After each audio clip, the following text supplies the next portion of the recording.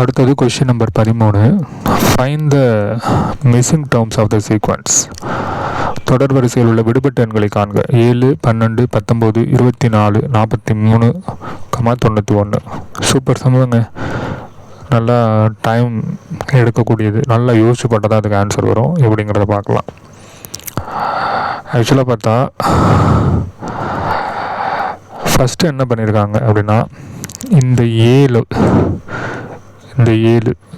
இந்த 12 அனலைஸ் பண்ணி பார்த்தா 5 கூட்டினா தான் இங்கே 12 வருது. 7 + 5 தான் இந்த 12. அடுத்தது இந்த 12 இருக்குல்ல, வந்த ரிசல்ட்டை மொதல் நம்பரோடு கூட்டியிருக்காங்க. அதான் 12, 7, 19.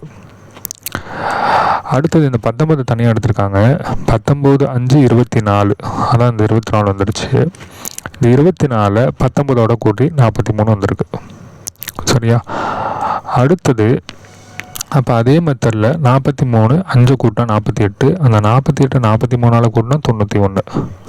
சரிங்களா? ஸோ அப்போ ஆன்சர் கரெக்டாக வருதுங்களா? இந்த இடத்துல 48 வரணும். ஸோ ஆன்சர் 91 வந்துடுச்சு.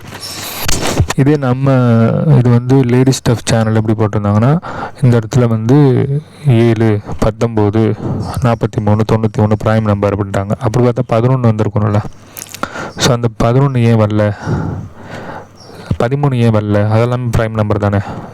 பட் 12, 2, 24, 24, 2, 48 வந்துட்டாங்க. பட் லக்கியாக இங்கே 48 வந்துடுச்சு. அதனால் ஆன்சர் கரெக்ட் ஆகிடுச்சு. பட் ஆக்சுவல் லாஜிக் இது தான், சரியான லாஜிக். 7 + 5 12. அந்த 12 மொதல் நம்பரோட கூட்டி 19. சரிங்களா? இது தனியாக ஒரு செட்டாக எடுத்துக்கணும், இது தனியாக ஒரு செட்டாக எடுத்துக்கணும், இது தனியாக ஒரு செட்டாக எடுத்துக்கணும். அப்படி தான் ஆன்சர் வரும். ஓகே.